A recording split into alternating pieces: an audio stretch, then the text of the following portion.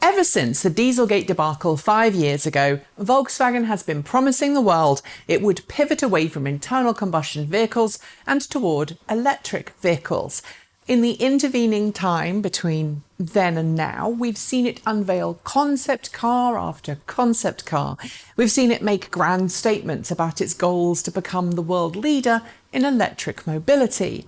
And more recently, we've seen it give us a production timeline for the ID3, the first electric vehicle to be built on its new MEB electric car platform, and I should note, the first of a new series of all-electric models made under Volkswagen's brand new ID name badge.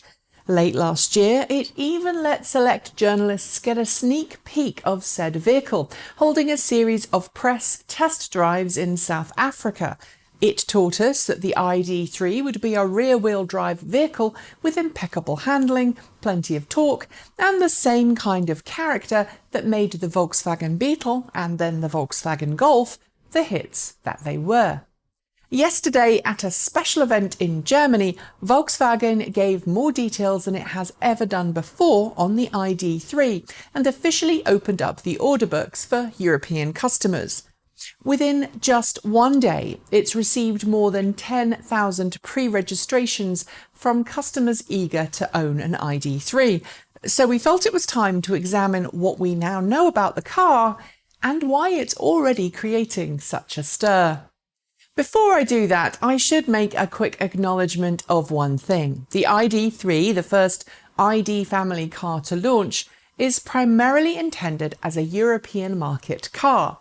It will eventually roll out to other markets where European models are normally sold, but that won't include North America. The US and Canada will eventually get an electric ID, but for now, Volkswagen has no plans to sell the compact hatch there. Even if you're in a market where the ID3 won't be sold, however, this video should give you some hints as to what to expect in the future from the brand. Volkswagen says the ID3 will go on sale in 2020, next summer in fact, with the base model being available at launch. It will retail with a sticker price of less than €30,000 before incentives and will be available with a choice of 3 different battery pack options: a 45 kWh battery pack, a 58 kWh battery pack, and a 77 kWh battery pack. We'll see official performance figures in September this year when the ID3 gets its official reveal at the Frankfurt Motor Show.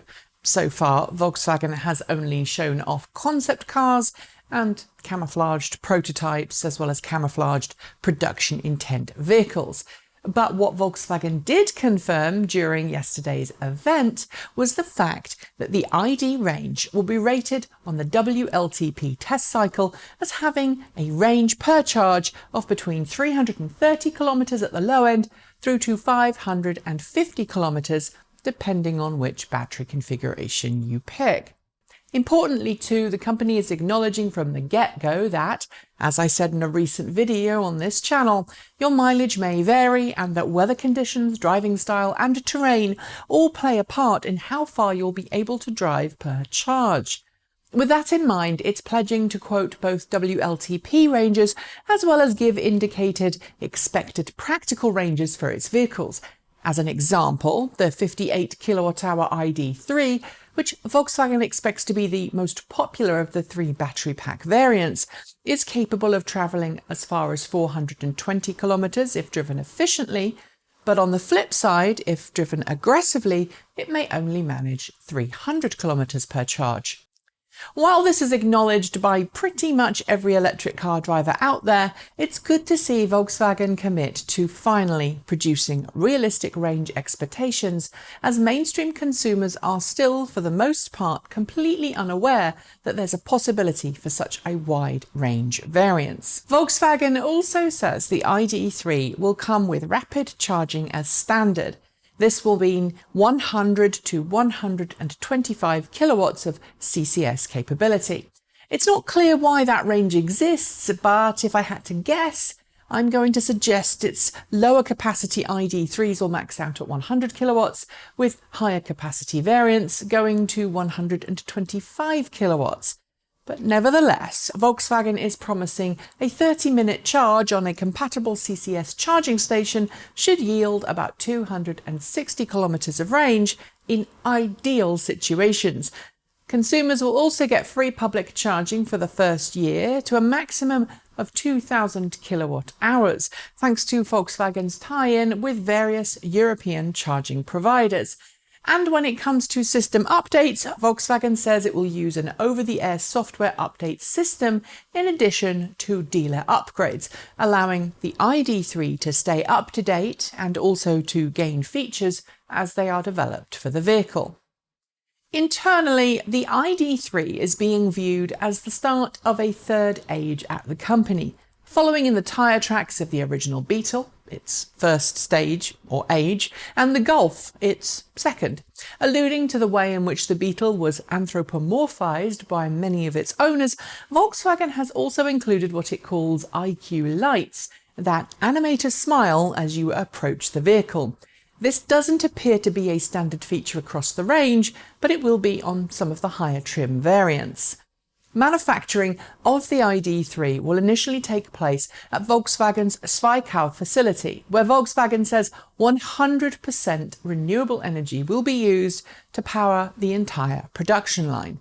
In addition, it's pledging that every part of the manufacturing process, from its suppliers through to its battery cell manufacturing, will be carbon neutral, tackling the upstream carbon footprints that many critics cite as a reason as why electric cars aren't as environmentally friendly as often claimed.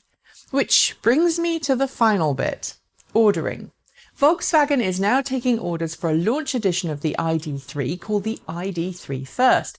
It will come with a 58 kilowatt-hour battery pack and come in 3 different variants: the ID3 First, ID3 First Plus, and ID First Max.